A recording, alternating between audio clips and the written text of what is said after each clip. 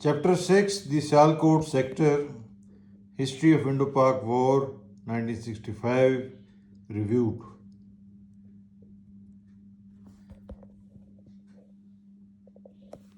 The writer, Staff College Handbook, analyzed operations of 15 Division and 6 Armored Division, the area Ravi Chenab corridor in this chapter. As usual, he wades and omits battle casualties of the units involved. Thus, the reader remains clueless and unclear about the intensity of fighting. The one good point of this chapter is his exposure of the false alarm at Jasad and all the lies spun and fabricated by Brigadier Muzaffaruddin, who interestingly was promoted Major General after the war. Another of the mysterious promotions of Pakistan Army. False claims regarding the most decisive battle of Gadgore of 8 September 1965. Pakistan Army's official history of 1965 war was published in 1984 and was distributed to all officers including the scribe then serving in the army. What Major General Sialkot Raza, who had full access to all official documents, described about the most important battle of 1965 war, fought only between two squadrons of 25 cavalry and Indian 1st Armored Division, was radically different from Mahmood's Staff College Handbook. Sialkot Raza described Commander 24 Brigade as clueless when reports of Indian attack reached him. The exact description that Sialkot Raza gave was Brigadier Ali Malik got on to Colonel Nisar and ordered 25 cavalry to do something. As you can see, this is his book, The Pakistan Army 1965, published in 1984. Mahmood's claim that Ali Malik ordered Nisar to advance on Chavenda and stabilize the situation, for which Mahmood quotes 24 Brigade's war account, which was written after the war, is questionable. Mahmood was so ignorant that he falsely claimed that 25 cavalry had two squadrons of Patton tanks and one M36B2 tank squadron. This is low caliber of Staff College Quetta's teaching handbook. In reality, 25 cavalry had two M47 Patton tank squadrons, A and B squadron, and one M48 tank squadron, C squadron. But I don't know how Mahmood makes these assertions.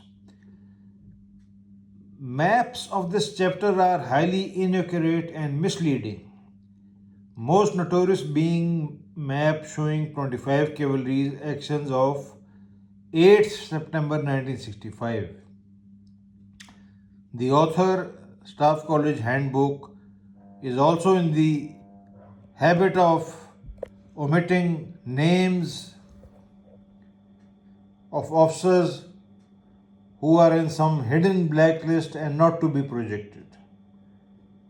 Most notorious was his deliberately crediting Brigadier Amjad with the masterly employment of artillery in Chavenda battles. I mean, he has not given Brigadier Amjad Ali Chaudhry his due. Correction. Mahmood's style of attack is snide and shoddy. Like, he does admit that artillery was the real hero of Chavenda battles, but snidely omits the harsh truth that it was Brigadier Amjad who was the man who achieved all these miracles. And after all, what did Abrar or staff know about artillery or tank warfare?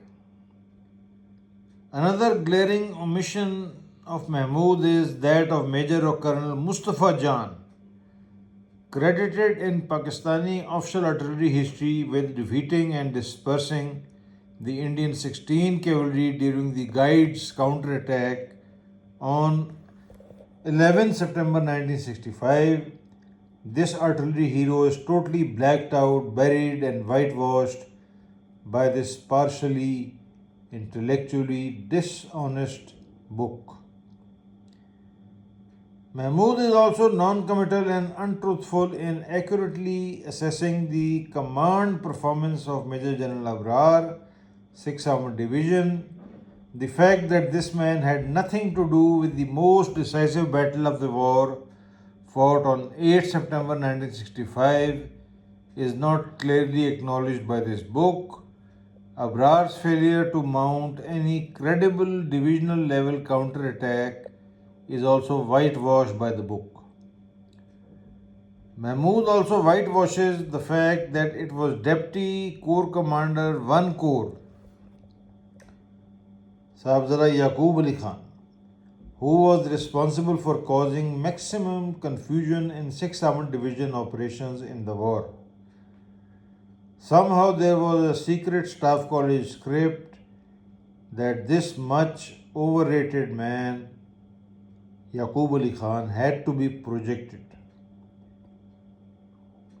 Mahmud unduly covers the fact that Pakistani commanders on 16 September 1965 were unnerved by Indian attack. The treatment of Pakistani commanders' state of mind on the 16 September 1965 by Mahmud is non-committal and wishy-washy. Although the GSO-2 operations of 6th Armored Division, in his article in Pakistan Army Green Book, admitted that Brigadier Malik, Commander 24 Brigade, wanted to consider withdrawal on 16 September 1965, this finds no space in this compendium of half-truths and partial truths, rich in unnecessary details but severely myopic in analysis. Above all, Mahmud dodges and whitewashes the fact that the Indians, apart from 8 September 1965, never had superiority in numbers of tanks necessary to achieve even a minor breakthrough.